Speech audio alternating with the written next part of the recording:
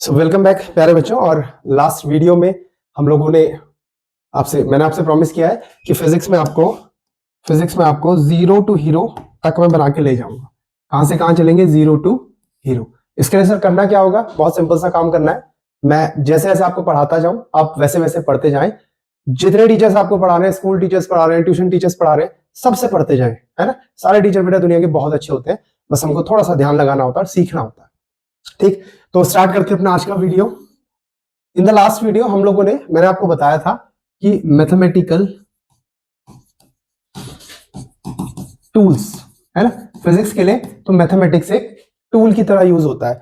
अगर हमारी mathematics week होगी तो हमको फिजिक्स मतलब थ्योरी समझ में आ जाएगी, न्यूमेरिकल हमसे बनेंगे नहीं, और फिर ये फील आता है कि फिजिक्स बहुत डिफिकल्ट है, फिर इस तरह का फील आता है। ठीक है, समझ रहे? तो लास्ट वीडियो में आपको टी रेशियोज के बारे में मैंने बताया था। इसमें मैंने आपको सिखाया था sine theta, cos theta, tan theta, sec, cosec, cot, लेकिन ज्यादातर अपने को जरूरत फिजिक्स में टेन थीटा, साइन थीटा और कॉस थीटा की पढ़ने वाली है। कुछ क्वेश्चंस मैंने आपको दिए थे, कुछ बच्चों के उसमें मुझे आए हैं, बिल्कुल होमवर्क आपने भेजा है और मैं जल्दी, अभी मैंने उनको स्टडी करा है, जल्दी आप लोगों को रिप्लाई करूंगा। थैंक यू सो मच बच्चों, इसी तरह साथ देते रहो और एनर्जी मिलती है यार आप लोगों के रिस्पॉन्स से, है ना। आप रिस्पॉन्स भेजते हैं, मुझे एनर्जी मिलती है, फिर मन करता है कि चलो यार आज एक दिन में 2-2 वीडियो बनाओ। ठीक, चलिए, thank you so much for that. तो हम बढ़ते हैं आगे। तो टी रेशियोज में आपको याद होगा, मैंने आपको एक ट्राइंगल फिर से याद करवाया था और मैंने बोला था कंपटीशन पॉइंट ऑफ व्यू से भी बहुत इंपॉर्टेंट ट्राइंगल है। ये भी मैंने आपको बताया था कि कंपटीशन पॉइंट ऑफ व्यू से भी ये बहुत इंपॉर्टेंट ट्राइंगल है। आपको याद होगा मैंने कहा था कि यहाँ में लिखूं 37 डिग्री, तो उसके सामने वाली साइड 3, ये हो जाएगा 53 डिग्री और ये हो जाएगा 90 डिग्री। तो 53 के सामने वाली साइड 4 और ये हो जाएगा 5। फिर कुछ क्वेश्चन आपको दिए थे, सपोज दैट किसी ने पूछा कि साइन 37 डिग्री कितना होता है सर, तो आपको याद आया कि 30 साइन थीटा का मतलब होता है परपेंडिकुलर अपॉन हाइपोटेनस। परपेंडिकुलर क्या होता है? जिस एंगल को कंसीडर कर रहे हैं हम लोग, किसको कंसीडर कर रहे हैं सर? हम तो कंसीडर कर रहे हैं 37 डिग्री को। सो 37 डिग्री के सामने वाला जो साइड है that is perpendicular, that means 3 upon hypotenuse, hypotenuse is the longest side और ये हो जाएगा 5, है ना। इसी तरीके से आपने cos 37 निकाला होगा, sin 53 निकाला होगा, cos 53 निकाला होगा, तो निकाला होगा ना। चलो एक चीज और देखिए, cos 53 डिग्री ये कितना होगा सर? cos थीटा होता है किस किस का रेशो? Base upon hypotenuse. तो 53 को कंसीडर करना है, सो 53 के सामने वाली साइड परपेंडिकुलर, तो ये बचा बेस यानी 3 अपॉन 5। देखो क्या मजेदार है, जो वैल्यू साइन 37 डिग्री की है वही वैल्यू cos में 53 डिग्री की है। ऐसा कैसे हुआ? आपने 10th में पढ़ा होगा, है ना, 90 वाले relation, sine 90 degree minus theta always equals to cos theta, cos 90 degree minus theta always equals to sine theta. और भी रिलेशन होते हैं, 10 का कॉट से हो जाता है, मैं फिलहाल इसी पे डिस्कस करूंगा, थोड़ा सा आपका वापस रिकॉल हो जाएगा। देखो अब ये कैसे हो रहा है इसको समझते हैं। क्या मैं साइन 53 डिग्री को साइन 90 माइनस 37 डिग्री लिख सकता हूं? देखो ध्यान से, 90 में से 37 माइनस करेंगे वापस 53 बचेगा। बोलो लिख सकता हूं ना, 90 माइनस 37 53 तो होता है। तो मैंने क्या करा, साइन 53 डिग्री को साइन 90 माइनस 37 लिख दिया। अब जरा ये देखो, ये आइडेंटिटी देखो, sine 90 minus theta is cos theta, sine 90 minus 37 is cos 37, हुआ ना। देखो इसका मतलब जो वैल्यू साइन 53 डिग्री की आएगी वही वैल्यू कॉस में 37 डिग्री की आएगी। कॉम्प्लीमेंट्री एंगल से, है ऐसे दो एंगल्स या पेयर ऑफ एंगल्स जिनका सम 90 डिग्री आ जाए उसको हम क्या बोलते हैं? Complementary angles. तो ये कॉम्प्लीमेंट्री है। देखो 53 डिग्री में कितना जोड़ू कि 90 बन जाए? Obviously 37 degree. देखो 7 + 3 10, 0 कैरी गया 1, 5 + 3 8 + 1 9 हो तो रहा है, तो कॉम्प्लीमेंट्री एंगल है। बोलो ठीक है, तो कॉम्प्लीमेंट्री एंगल में ऐसा हो जाता है। ये 10th का रिलेशन है, sin 90 minus theta equals to cos theta and cos 90 minus theta equals to sin theta. ये बेटा मैं इसलिए बता रहा हूं कि अगर आपको sin 37 फट से याद हो रखा है 3/5, तो cos 53 तो आप वैसे ही बता दोगे। बोलो ठीक है।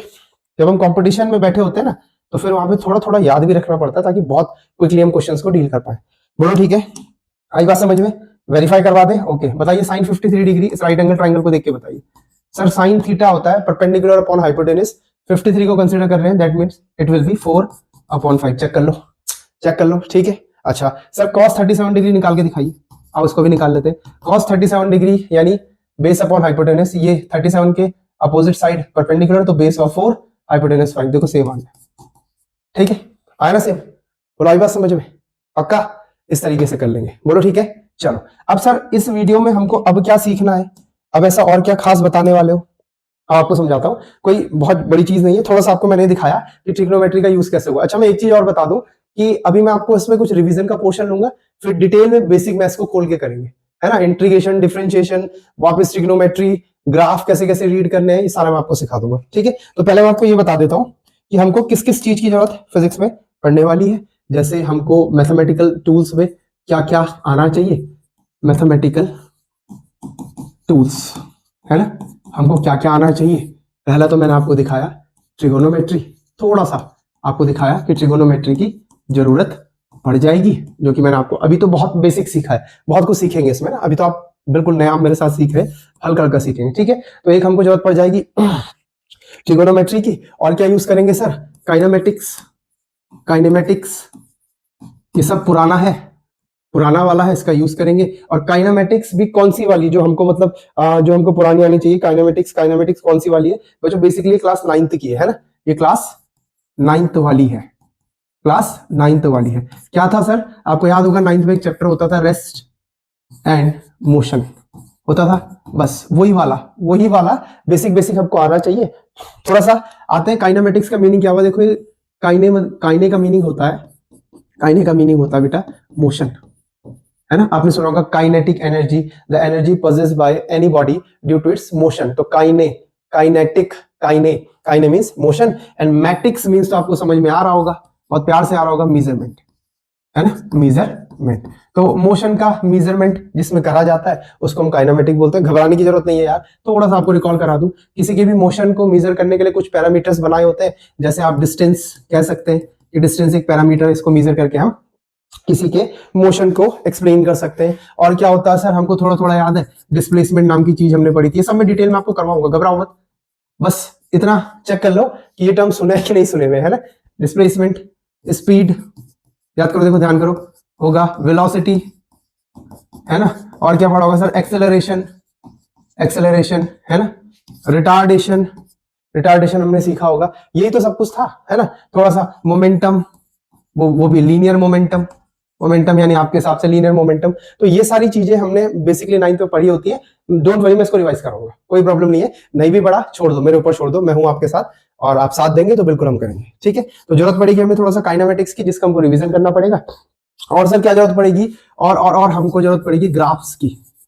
ओह ग्राफ्स की, ये ग्राफ्स क्या होते हैं और फिजिक्स में इसका कैसे यूज होगा, हाँ ये तो सही बात है। देखो थोड़ा सा दिखाने की कोशिश करता हूँ, थोड़ा सा अगर आपको याद होगा, 9th क्लास में आपने दो चीजें पढ़ी होंगी, एक आपने पढ़ा होगा फॉर्मूला, मोमेंटम होता है mass, linear momentum equals to mass into velocity, बोलो याद आ रहा है, 9th में पढ़ा होगा। किसी भी चीज का अगर मोमेंटम या लीनियर मोमेंटम आपसे कैलकुलेट करने को कहा जाए, कोई पार्टिकल जिसका मास m है वो v वेलोसिटी से चल रहा है, कोई पूछे उसका मोमेंटम कितना होगा, उसके मास से उसकी वेलोसिटी को मल्टीप्लाई कर दो और लिख दो, बोलो ठीक। अच्छा दूसरा आपने पढ़ा होगा काइनेटिक एनर्जी का expression, that is half m v square, बोलो कुछ कुछ याद आ रहा है, अरे आ रहा है, हाँ सर बिल्कुल याद आ रहा है, आ रहा है, बिल्कुल सर याद आ रहा है।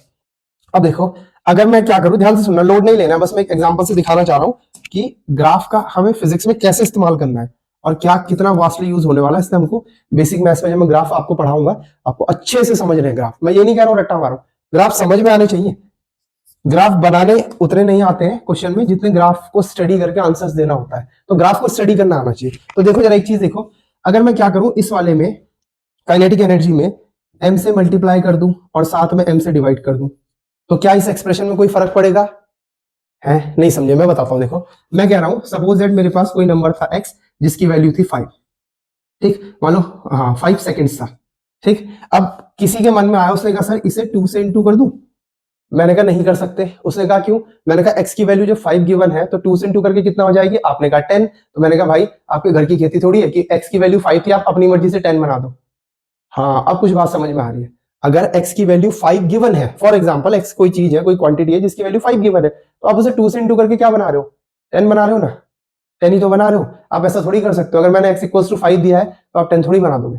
तो सर क्या करें, मैंने कहा अगर तेरा मन है तो जो तूने करा, तूने क्या करा, इसे आपने इसे मल्टीप्लाई करके बड़ा करा, तो उसी के साथ डिवाइड कर दो, मल्टीप्लाई को उल्टा है ना, तो आपने सेम उसी नंबर 2 से डिवाइड कर दिया। अब देखो एक्चुअल में 2 से 2 कैंसिल होगा, या कोई इसे 10/2 लिखेगा, अभी भी इसकी एक्चुअल वैल्यू में कोई फर्क नहीं पड़ा। आ रही बात समझ में? तो ये तो मैथमेटिक्स में अलाउ है, यानी अपनी मर्जी से जो नंबर आप प्लस करोगे, कंपेंसेट करने के लिए वही नंबर माइनस करना होता है। अपनी मर्जी से आप किसी नंबर से इंटू कराओगे तो कंपेंसेट करने के लिए उसी नंबर से डिवाइड करना होता है, इसे हम कहते हैं कंपेंसेट कर दिया हमने। बोलो बात समझ में आ रही है? पक्का? चलो, तो मैं क्या बता रहा था, मैं ये बता रहा था कि क्या मैं एक काम कर सकता हूं, मैंने इस काइनेटिक एनर्जी के एक्सप्रेशन में m से मल्टीप्लाई करा और m से डिवाइड करा। कर सकते हैं ना? कोई चीज, कोई वॉयलेट तो नहीं हुआ? नहीं सर, कुछ वॉयलेट नहीं हुआ, बिल्कुल ठीक है, मैथमेटिक्स में अलाउ करा है। क्या इसको मैं half m square into v square upon m लिख सकता हूं? देखो 2 m आ गया यहाँ पे, एक m ये वाला, एक m ये वाला है, m into m is m square. Further अगर मैं चाहूं तो क्या मैं इसे half m into v whole square upon m लिख सकता हूं? लिख सकते हैं ना?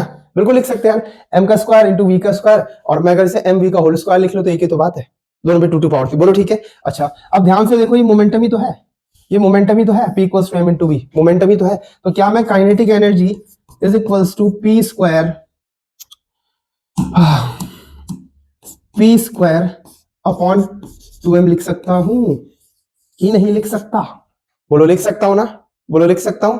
हाँ, अब कुछ कुछ बात समझ में आ रही है कि हाँ लिख तो सकते हैं। तो ये है काइनेटिक एनर्जी का formula in terms of momentum. मैं नहीं कह रहा हूं कि इसे याद करना है, बिल्कुल नहीं करना है, कुछ नहीं करना, अभी सिर्फ देखना है, इसको बिल्कुल याद नहीं करना है। जैसे जैसे हम काइनेमेटिक्स में बढ़ाएंगे फिर आपको हो जाएगा, ऐसा कोई प्रॉब्लम नहीं है। तो मैं ये बताना चाह रहा था कि देखो ग्राफ का कैसे यूज करेंगे, आओ ध्यान से देखें।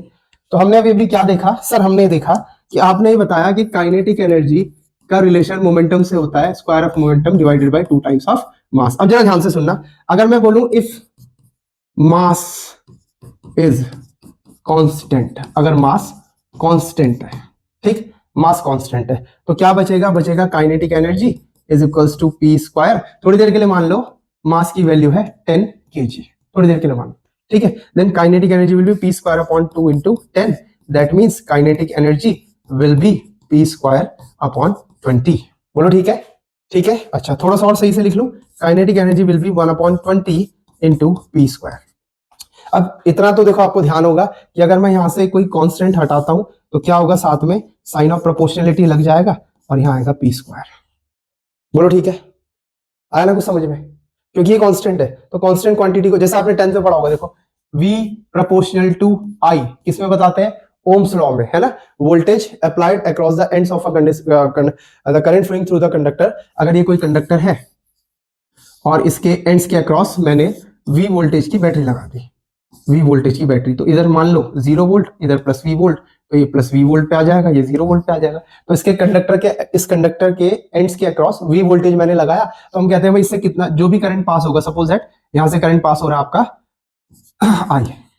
I करंट यहां से चला और I करंट यहां से वापस आ गया। 10th का देखो, है ना? आपने पढ़ रखा, अभी जस्ट आप पढ़ के आए हैं, ठीक है? तो वो किसके प्रोपोर्शनल होता है? डायरेक्टली वोल्टेज अप्लाइड के। किसके प्रोपोर्शनल होता है? अप्लाइड वोल्टेज के। तो आपको याद होगा, यहां लिखते हैं V equals to R times of I, और इस R को हम कहते हैं ओम्स कांस्टेंट, है ना? और इसी को बाद में रेजिस्टेंस ऑफ कंडक्टर कहा जाता है। कुछ याद आ रहा है? तो देखो क्या करूंगा, अगर मैं कांस्टेंट और इक्वल टू को हटा दूं, अगर मैं कांस्टेंट और इक्वल टू को हटा दूं तो यही तो बचेगा ऊपर वाली लाइन, यही तो बचेगा ऊपर वाली लाइन, यानी डायरेक्टली प्रोपोर्शनल का साइन लगाएंगे, इधर जो क्वांटिटी है वो लिखेंगे, उधर जो क्वांटिटी एज इट इज, बीच में डायरेक्टली प्रोपोर्शनल। तो यहां भी तो मैंने यही किया, देखो नहीं आ रहा समझ में? बोलो बेटा, यहां भी तो मैंने यही काम किया, ये जो कांस्टेंट था मैंने इसको हटा दिया तो के ही directly proportional to P square. अब सुनो ध्यान से, दो क्वांटिटीज हो गई मेरे पास, थोड़ी देर के लिए मैं इसे y पढ़ लूं, है ना? क्योंकि अपने को मैथ्स में y x की आदत होती है, y is directly proportional to X square पढ़ लूं, या मैं y equals to A X square पढ़ लूं, y equals to A X square पढ़ लूं। ध्यान से देखो, y equals to A X square पढ़ लूं, है ना? ये क्या है? ये वही कांस्टेंट है जो मैंने हटाया था, जिसकी वैल्यू फिलहाल इस क्वेश्चन में 1/20 थी। तो इसका मतलब दो क्वांटिटीज हो गई y और x, ये एक दूसरे पे कैसे डिपेंड कर रही है? एक 2 पावर पे, एक 1 पावर पे। तो ऐसी क्वांटिटीज के बीच में ग्राफ कैसा बनेगा? क्या स्ट्रेट लाइन बनेगा? ध्यान से सुनना, क्या ग्राफ ऐसा बन जाएगा कि सर स्ट्रेट लाइन बना दो, ये x एक्सिस, सपोज दैट ये y एक्सिस, ये x एक्सिस, है ना? तो क्या ग्राफ से स्ट्रेट लाइन बनेगा? क्या ऐसा बन जाएगा? क्या ये होगा क्या ग्राफ? ओके, नहीं, हमको नहीं पता क्या ऐसा हो सकता है ग्राफ। देखो ध्यान से, क्या ग्राफ ऐसा बन सकता है पैराबोला टाइप का? पता नहीं सर, अभी तो नहीं पता चल रहा। क्या ग्राफ ऐसा बन सकता है जिसका स्लोप नेगेटिव हो? पता नहीं सर, अभी कुछ नहीं पता। क्या ग्राफ इस तरीके का बन सकता है? अभी भी हमको नहीं पता सर। तो यही तो सीखना है, क्योंकि ग्राफ स्टडी करने को आएंगे। तो जब मैं डिटेल में आपको कुछ खास तरीके के ग्राफ सिखाऊंगा, जब आप उसको समझ जाएंगे, आपके मजे आ जाएंगे, आप बड़े प्यार से कर लोगे यार, कोई प्रॉब्लम ही नहीं है। समझ रहे हो ना बात? इसलिए बहुत इंपॉर्टेंट है बेटा, ग्राफ समझना बहुत इंपॉर्टेंट है, वरना आधे क्वेश्चन तो आपके वैसे ही हो जाएंगे। और यही सबसे बड़ी गलती जो मैंने देखी है बच्चे 11th में करते हैं, जब टीचर्स उनको बेसिक मैथ्स और ये सारा पढ़ा रहे होते हैं, वो एकदम उनका मतलब माइंड सेट ये भी 10th वाला होता है ना, तो उससे भी तो पेपर दिए थे, अभी तो मजे करेंगे, अब तो बड़े हो रहे 11th में आ गए, और फिर जब टाइम निकल जाता है तो फिर बहुत परेशान रहते हैं। ठीक है, तो बेटा अभी भी समय है, बेस हमारा स्ट्रांग हो जाएगा तो आगे का तो वैसे भी बहुत आसान से समझ में आएगा। ठीक है, बोलो बात समझ में आई? पक्का? एक बार नोट करना चाह रहे हैं कुछ तो कर सकते हैं, नोट करना चाह रहे हो तो कर सकते हो, वैसे कुछ खास है नहीं नोट करने के लिए। देखो नोट करना चाह रहे हो तो कर सकते हो, है ना, नोट्स बना लो, बल्कि ठीक रहता है, एटलीस्ट आप रिवाइज करेंगे तो आपको लेक्चर पूरा रिकॉल हो जाएगा, इस लेक्चर में हमने क्या क्या देखा था या क्या क्या देखना होता है। ठीक है, नोट कर लीजिए पॉज करके वीडियो को। चलिए, आई थिंक आप लोगों ने सबने नोट कर लिया है। अब मैं थोड़ा सा आगे बढ़ता हूँ, तो हमको ग्राफ्स की जरूरत पड़ेगी, तो ग्राफ जब डिटेल में आएगा हम लोग कर लेंगे। ठीक है, अब हम आते हैं नेक्स्ट चीज, और हमको क्या सीखना पड़ेगा, और हमको इसमें सीखना पड़ेगा फंक्शंस के बारे में, फंक्शंस के बारे में एंड इनइक्वालिटीज सीखनी पड़ेगी। अब कुछ बोर्ड्स के सिलेबस में थोड़ा बहुत फंक्शन, थोड़ी बहुत इनइक्वालिटीज होती है, जैसे आईसीएसई के बच्चों के पास 10th से पहले होता है, और सीबीएसई में होता तो है, लेकिन जनरली बच्चों को ऐसा लगता है हमने फंक्शंस आज तक कभी देखा ही नहीं, है ना। और इनइक्वालिटी तो मेरे जहां तक मेरी जानकारी है, सीबीएसई मैथमेटिक्स क्लास 9 10th में तो इनइक्वालिटी जनरली होती है, बहुत कम होती है ना, बहुत नाम मात्र की होती है। इसका भी थोड़ा सा आपको आइडिया दे देते हैं, बाद में जैसे जैसे क्वेश्चन आएंगे मैं सिखाता हूँ। पहले फंक्शंस की बात करते हैं। फंक्शन क्या होता है? देखो फंक्शन क्या हुआ, मान लो फंक्शन का मतलब होता है, जैसे हमारे पास मैंने कुछ लिखा, आपको याद है आपने क्वाड्रेटिक इक्वेशन पढ़ी है 10th में, पढ़ी है, पढ़िए ऐसे कुछ, y equals to 3x² plus 4x plus 5, है ना, ये 10th का है टॉपिक मैथमेटिक्स का। आप लोग इसे क्वाड्रेटिक इक्वेशन बोलते हैं, है ना, क्वाड्रेटिक पॉलिनोमियल कहते हैं, इक्वेशन में तो इक्वेशन नहीं बोल रहा हूं मैं, पॉलिनोमियल, है ना, क्वाड्रेटिक पॉलिनोमियल, याद आ रहा होगा, है ना, याद आ रहा होगा, स्प्लिटिंग द मिडिल टर्म्स, इसके जीरोस निकाले जाते हैं, या और याद आ रहा होगा श्रीधराचार्य फॉर्मूला हम लोग इस पे, या क्वाड्रेटिक फॉर्मूला यूज करते हैं, आपको याद आ रहा होगा, x equals to minus B plus minus root of B square minus 4ac upon 2 times of a, याद आ रहा होगा ना। देखो ये रहा a x square plus B X plus C, अगर मैं इससे कंपेयर करूं तो a की जगह यहाँ पे 3 है, b की जगह यहाँ पे 4 है प्लस का, और c की जगह प्लस का 5 है, तो हम वैल्यू रख के हम जीरोस यानी x की वैल्यू निकाल करके लाते हैं, आपको ध्यान आ रहा होगा। ठीक है, तो मैं समझाने जा रहा हूँ कि फंक्शन क्या होता है। देखो अब इसमें अगर मैं बोलूं कि कौन कौन से वेरिएबल है, तो आप बोलोगे x एंड y, ये तो बोलोगे कि सर दोनों ही वेरिएबल है, भाई ये तो बोलोगे x and y both are variables. अब जिनको ये नहीं पता वेरिएबल्स क्या होते हैं, तो मैं समझाता हूं। देखो मैं बोलूं, आपने मैथ्स करी हो, किसी सवाल में x की वैल्यू 3 आई, किसी सवाल में x की वैल्यू 4 आई। फॉर एग्जांपल मैंने लिखा x प्लस 5 इक्वल्स टू 9, और मैंने लिखा x प्लस 5 या फिर x plus 3 is equals to 6, तो इस आर्ग्यूमेंट के हिसाब से x कितना आएगा, x आएगा 9 minus 5, that is x equals to 4, है ना, प्लस 5 को उधर लेकर माइनस 5 हो गया, x 9 माइनस 5 इक्वल्स टू 4, और इस आर्ग्यूमेंट के हिसाब से x की वैल्यू आएगी 6 minus 3, that is x equals to 3। तो मैं आपसे पूछूं कि, या कोई भी पूछे कि मैथ्स में बेटा x की वैल्यू कितनी, हाँ बोलोगे सर x की वैल्यू डिपेंड्स ऑन आर्ग्यूमेंट। पहले सवाल तो बताओ, पहले सवाल बताओ तब जाके मैं आपको x की वैल्यू बताऊंगा, अरे हाँ या ना, है ना। तो x क्या है, वेरिएबल है, इसकी वैल्यू वेरी करती है, डिपेंड्स ऑन आर्ग्यूमेंट, क्वेश्चन में क्या दिया उसके हिसाब से x की वैल्यू आएगी। ठीक है, बोलो बोलो हाँ या ना।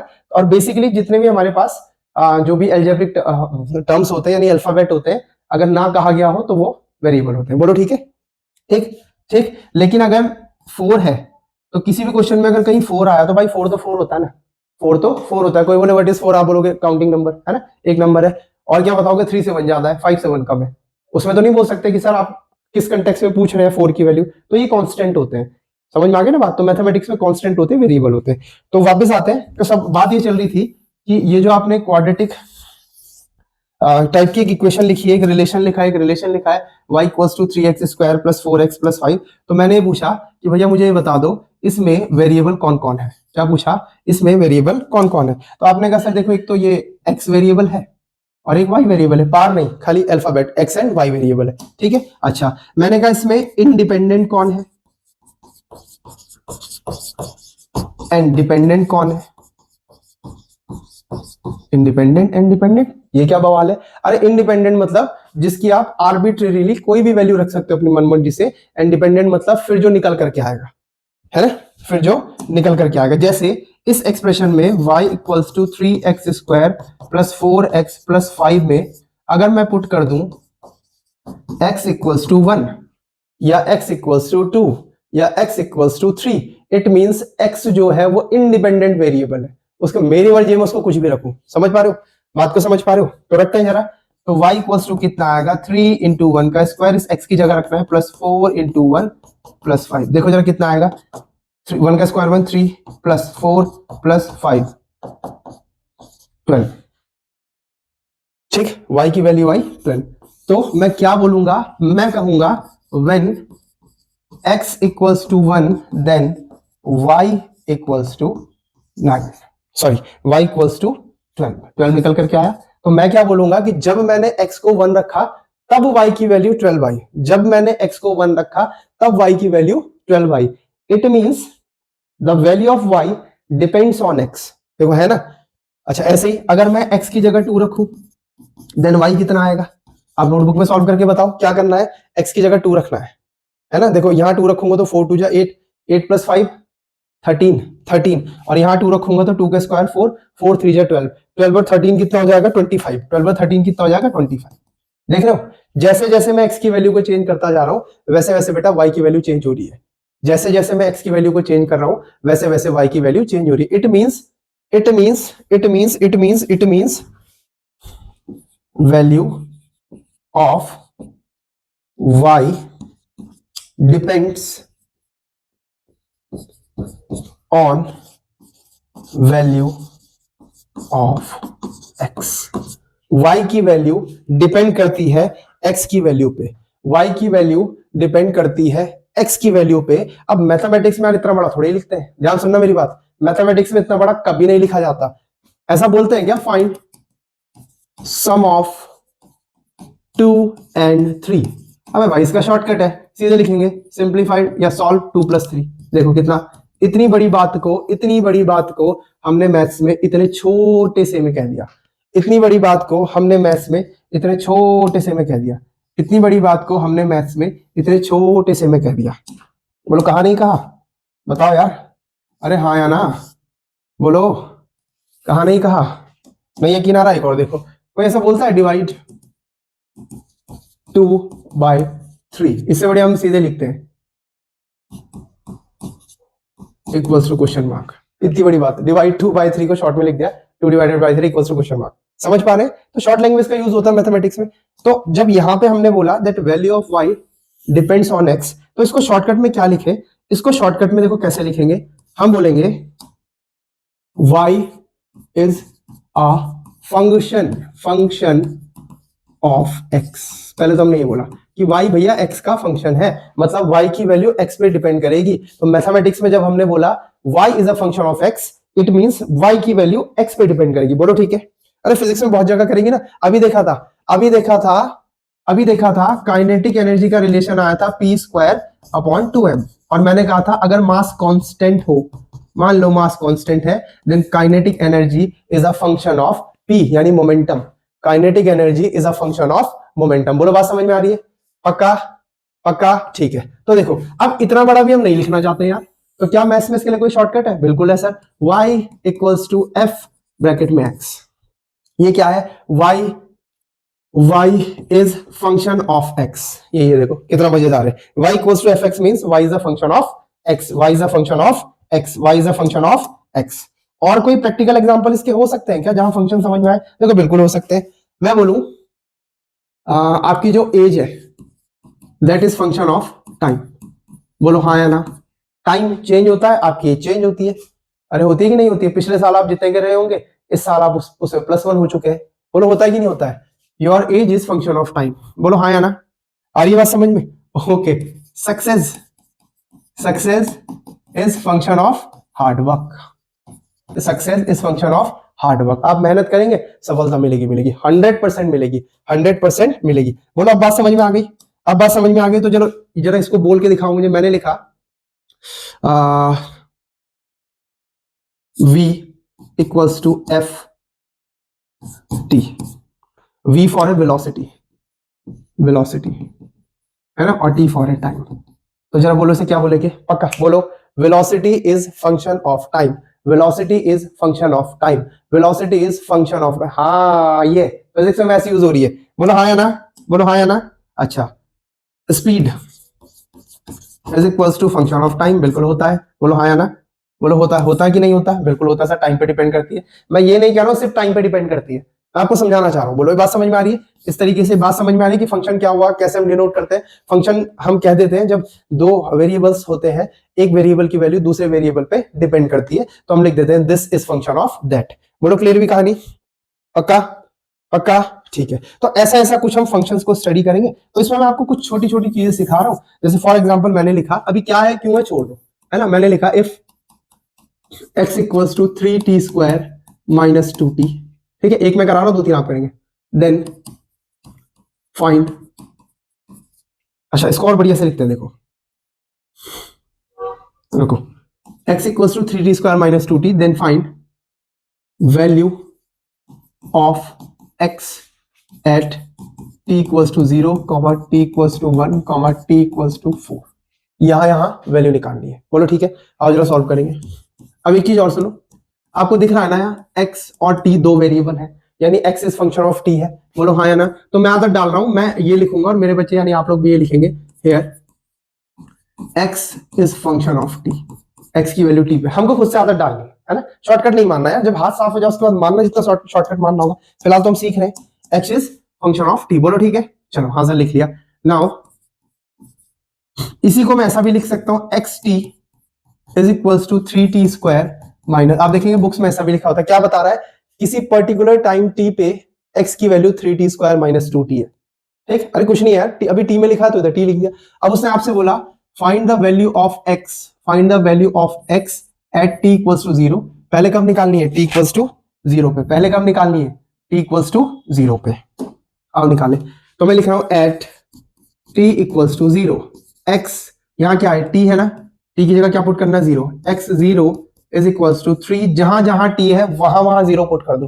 3 into 0 square minus 2 into 0, 0 minus 0 that is 0। So the value of x at t equals to 0 is 0। कोई टेंशन ही नहीं है। इसी को एक और लिखने का तरीका होता है, x ऐसा भी लिखते हैं कई बुक्स में, t इक्वल्स टू 0 पे आ गया 0। दोनों मेथड चल सकते हैं, कोई प्रॉब्लम नहीं है। आपके टीचर जो भी लिखे बिल्कुल करेक्ट है, कोई ये भी सही है वो भी सही है ना। राइटर्स अपने अपने तरीके से लिखते हैं, दोनों एक ही मतलब है। अच्छा, अब एक बार t इक्वल्स टू 1 पे निकाल के देखते हैं। At t equals to 1, x 1 is equals to कितना था, 3t square, 3 into 1 square minus 2 into 1। देखो कितना होगा भाई, कितना होगा भाई, 1 का स्क्वायर 1, 3 1 जा 3 माइनस 2 1 जा 2, कितना आया 1। So x at t equals to 1 is 1, x at t equals to 1 is 1। ऐसे जरा t equals to 4 पे निकालो, शाबाश निकालो। at t equals to 4, x 4 is equals to 3 into 4 square minus 2 into 4। कितना आएगा, 4 स्क्वायर 16, 3 जा 48 माइनस 8, कितना बचा 40। So value of x at t equals to 4 is 40। तो हमने क्या करा जानते हो, हमने क्या करा, हमने फंक्शन को सॉल्व करना सीख लिया कि फंक्शन की वैल्यू अलग अलग पॉइंट पे कैसे निकाली जाती है। आया कुछ याद, 9th में भी होता था ऐसा, क्लास 9 की मैथमेटिक्स में भी होता है, ठीक है। फिजिक्स में भी आएगा ही आएगा, काइनामेटिक्स में मतलब काइनामेटिक्स क्या पूरी फिजिक्स में इसका इस्तेमाल होगा इस तरीके से। तो पहले हमको बेसिक आना चाहिए। अब ये क्या है क्यों है छोड़ दो, बस इस तरीके के मैथमेटिक्स हमको आनी चाहिए। बोलो समझ में आया, पक्का देख लो एक बार। चलो अब मैं क्या कर रहा हूं, कुछ क्वेश्चन में ऐसे ही अपने मन से लिख दे रहा हूं, आप सॉल्व कीजिएगा, है ना। जैसे क्वेश्चन है, find the value of, find the value of following, है ना। यहां लिख देता हूं, जैसे पहला क्वेश्चन मैंने लिखा s equals to ut plus half a t square, और आपको कब निकालनी है, एट t इक्वल्स टू 3 रखना है, बोलो ठीक है। u और a कांस्टेंट है, वो ऐसे ही आएंगे, ठीक है ना। u मतलब इसका आंसर कुछ ऐसा आएगा, s at t equals to 3 is equals to kind of, चलो मैं लिख ही देता हूँ यार कि आंसर क्या आना चाहिए आपका, 3u plus 9a by T, ऐसा आंसर आना चाहिए। डरना मत यार, u और a को u और a ही रखना, कोई प्रॉब्लम नहीं। बोलो ठीक है, बोलो ठीक है। अच्छा और दे दो सर, चलो x equals to 9t square minus 4t plus 5, है ना। अब इसमें मैं 3 क्वेश्चन दे रहा हूं आपको, एट t इक्वल्स टू 0 पे कैलकुलेट करना है, t इक्वल्स टू 5 पे कैलकुलेट करना है, t इक्वल्स टू -1 पे कैलकुलेट करना है। ध्यान से गड़बड़ ना हो, t इक्वल्स टू -1 पे कैलकुलेट करना है।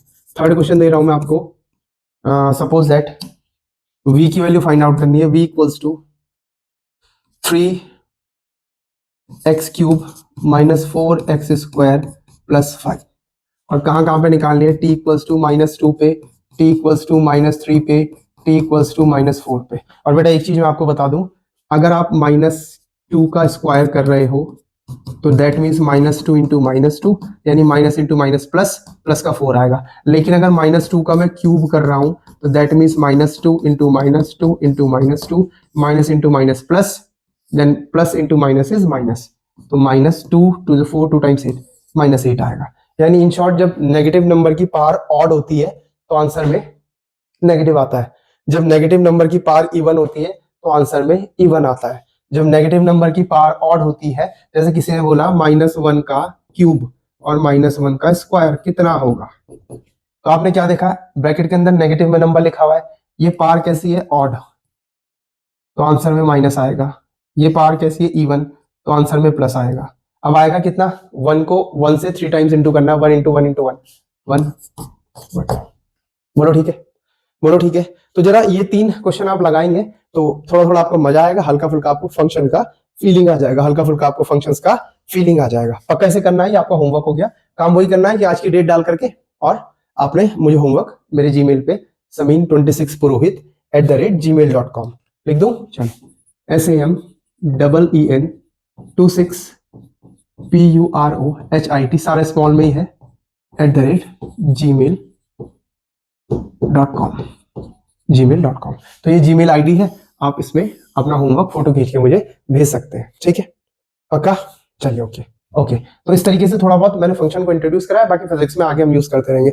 अब और क्या था सर, एक आपने बताया था, मैंने आपको बताया था इनइक्वालिटीज, है ना। इनइक्वालिटीज ये क्या चीज होती है सर, ये भी समझा दो, बिल्कुल समझाएंगे साहब, इसी के लिए तो बैठे हैं यहाँ पे। इनइक्वालिटीज को समझते हैं। देखिए आपने देखा है, अगर मैंने लिखा x इक्वल्स टू 5, ये इक्वालिटी है, ये देखो इक्वल्स का साइन लगा, ये इक्वालिटी है, ये तो आपने बहुत डील करी रखी है ना, है ना, बिल्कुल कर रखी है सर। अब अगर मैं आपसे बोलूं कि मैंने लिखा है x will be greater then 5, इसका क्या मतलब है, इसका मतलब है देखो फिश का मुंह किधर ओपन है, x की तरफ, है ना, और टेल किस तरफ है, 5 की तरफ। इसका मतलब x के जो भी आप आंसर दोगे वो 5 से बड़े होने चाहिए। हाँ हाँ, x के जो भी आप आंसर दोगे वो 5 से बड़े होने चाहिए, तो आप दे सकते हो। और साथ में मैंने बोल दिया x is natural number, x is natural number. मैंने बोला x एक नेचुरल नंबर भी है साथ में, मैंने क्या बोला, x एक नेचुरल नंबर भी है साथ में, तो इसका मतलब आप बोलोगे 5 से बड़े नेचुरल नंबर, तो 5 से बड़ा नेचुरल नंबर आएगा 6 7 8 9 10 11 12 13 अप टू इंफिनिटी, तो आप बोलोगे x will be equals to 6 7 8 9 10 dash dash dash, मतलब इनफिनाइट तक, ठीक है ना। कुछ बात समझ में आ रही है, पक्का पक्का। चलो अब फिजिक्स में देखो इसका कहां कहां कैसे कैसे यूज होगा वो तो धीरे धीरे समझेंगे, फिलहाल मैं आपको एक छोटे से एग्जांपल से समझाने की कोशिश करता हूं।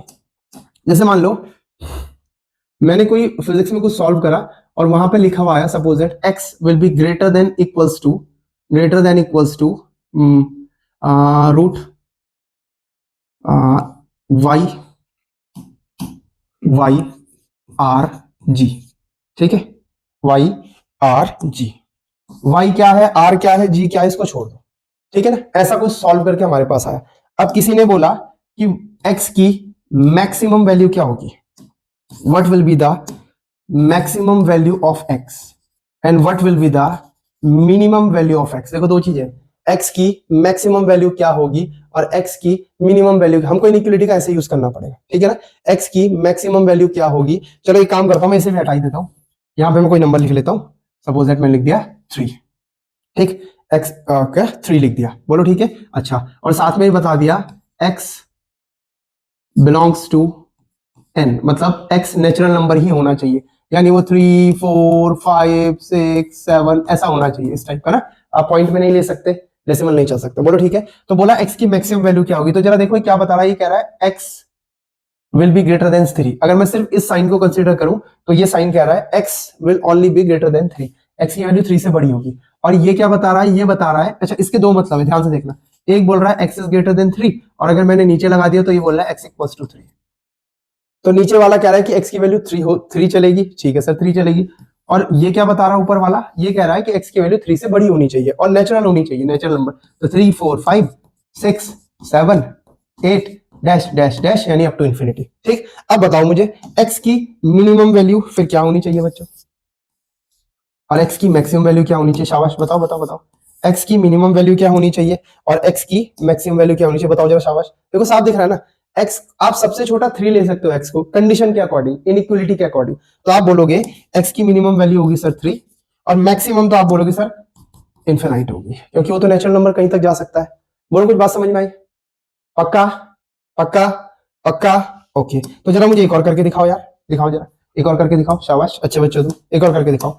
अगर मैंने लिखा x will be less than equals to 9, और फिर से वही condition x belongs to integer, x belongs to, suppose that अभी मैं लिख रहा हूं नेचुरल नंबर। ध्यान रखेंगे नेचुरल नंबर में जीरो नहीं आता है, नेचुरल नंबर 1 2 3 4 5 6 7 8 9 10। इसकी कहानी कभी और बताऊंगा, अगर किसी को जानना होगा कि नेचुरल नंबर में जीरो को क्यों नहीं रखा गया तो जीमेल में पूछ लेना, मैं बना दूंगा उस पर एक वीडियो छोटा सा, ठीक है। चलो, अब आपको वही से बताना है फिर से x मिनिमम कितना होगा और x की मैक्सिमम वैल्यू इन कंडीशन के हिसाब से क्या आ सकती है।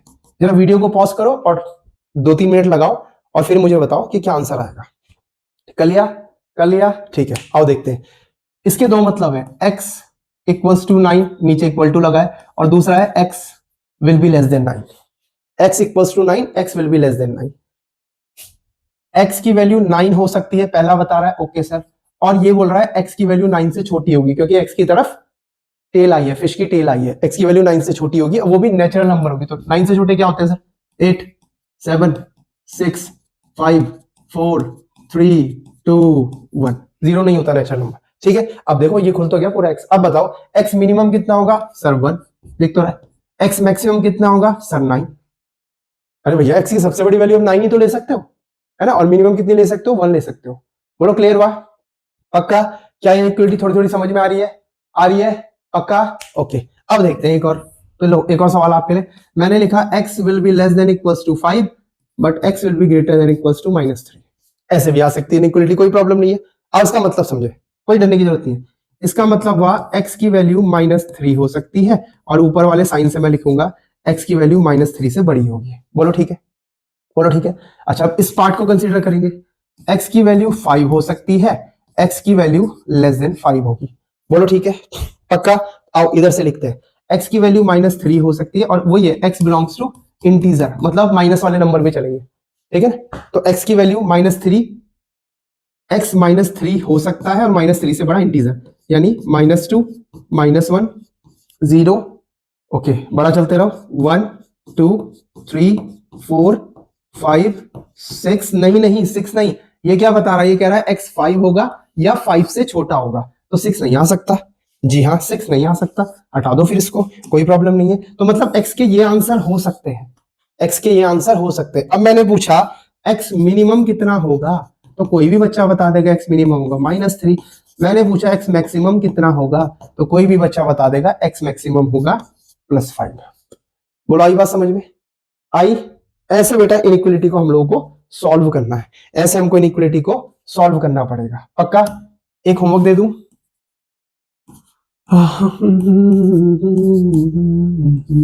चलो छोटा देता हूं, नहीं तो इतनी लंबी काउंटिंग का लिखूं। 5 लिख देता हूं, और वो ये x belongs to integer. Integer क्या होता है यार? इंटीजर 0, इधर के सारे नेचुरल नंबर और नेगेटिव ऑफ नेचुरल नंबर, यानी 0 1 2, तो इनका नेगेटिव ले लो -1 -2, इधर 3 लिखा तो इसका नेगेटिव ले लो -3, इधर 4 लिखा तो इसका नेगेटिव ले लो -4। ये क्या होता है? यही तो होते हैं इंटीजर्स। बोलो ठीक है? बोलो ठीक है? पक्का? तो आप इसमें क्या करेंगे? x मिनिमम सॉल्व करेंगे, x मैक्सिमम की वैल्यू फाइंड आउट करेंगे, और मुझे जीमेल करेंगे। बस ये काम करना है, हो जाएगा। पक्का? ये भी एक होमवर्क है। पक्का? चलो चलो। अब एक और चीज देखो, आपको सिखाओ। मान लीजिए किसी ने बोला इनइक्वलिटी पे सवाल ही कर लेते हैं ना, इनइक्वलिटी पे क्वेश्चन ही कर लेते हैं, थोड़े से और प्रैक्टिस हो जाएगी। मान लो किसी ने आपसे बोला सॉल्व फॉर एक्स, एक्स के लिए सॉल्व करो, अच्छा ठीक है, उसने लिखा x plus 5 is less than equals to 9, x plus 5 is less than equals to 9, बोला इसको सॉल्व करो। हमने कहा कोई प्रॉब्लम नहीं है यार, आओ सॉल्यूशन बनाए। पहले गिवन क्वेश्चन को नोट कर लेते हैं, x plus 5 is less than equals to 9। अपने को किस चीज की वैल्यू लानी है, एक्स की, इसकी वैल्यू लानी है सर, एक्स की। अच्छा तो कैसे करेंगे, तो ये जो -5 है ना, देख ध्यान से देख, ये जो सॉरी +5 है ना, देख ध्यान से देख, उड़ाना नहीं था रे बाबा, कोई बात नहीं। ये जो +5 है ना, देख, अरे रुक जा भाई, क्या कर रहा है, बेइज्जती कराएगा मेरी, रुक जा, ठीक है। ये जो +5 था ना, ये इधर आना चाहिए, अरे उठ के इधर आना चाहिए, तभी तो एक्स एक्स बचेगा, ठीक है ना, तो इसको उधर ले जाना है। अब ये तो बहुत छोटी सी मैथ्स है यार, है ना। ये इस तरफ क्या हो रहा है, एक्स और 5 आपस में क्या हो रहे हैं सर, ऐड हो रहे हैं, है ना, तो उधर जाके सब्ट्रैक्ट कर देना। अरे यहाँ क्या हो रहा है, ऐड हो रहा है, उधर सब्ट्रैक्ट हो जाएगा, तो एक्स, ये इनइक्वालिटी का साइन एज इट इज उतरेगा, 9 ये हो जाएगा -5, तो आपका आ गया x will be less than equals to +4, कितना आ गया +4। बोलो ठीक है, बोलो ठीक है, आपने इनइक्वालिटी बना ली। अब इसमें मैं आगे पूछ रहा हूं, solve for x and x minimum भी निकालोगे एंड एक्स मैक्सिमम भी निकालोगे, तो ये आपका अगला क्वेश्चन हो गया, है ना।